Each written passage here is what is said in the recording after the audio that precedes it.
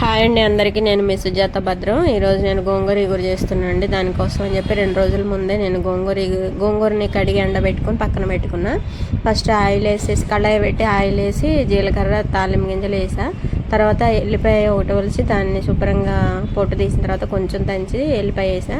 2 ఉల్లిపాయలు కట్ చేసి వాటిని కూడా వేసేసాను అనమాట. తర్వాత 2 చెంచాలు కారం, 1 చెంచాన్నర ఉప్పు, 1 అర చెంచా పసుపు వేసి కలవ తిప్పేసా. దాన్ని కొంతసేపు మూత పెట్టిన తర్వాత తీసి మళ్ళీ దాంట్లో ఈ గోంగూర వేసేసి తిప్పేసాను అనమాట. ఇది ఉడికే లోపల మీరేం చేసుకుంటారో చెప్పండి. గోంగూర ఇగురు చేసుకుంటారా, చట్నీ చేసుకుంటారా? మీ ఇంట్లో ఏం తింటారు? మా ఇంట్లో అయితే మేము 2 తింటాము. మా కూర అయితే దగ్గర పడిపోయిందండి. ఇంకా కరివేపాకు కూడా వేసేసి ఇంకా ఫైనల్కి వచ్చేసింది. మేము తిన్నామని చెప్పేసి ఇంకా అంతా రెడీ చేసేసుకున్నాం. నా వీడియో నచ్చితే సబ్స్క్రైబ్ చేసి లైక్ చేసి షేర్ చేయండి. బాయ్ అండి.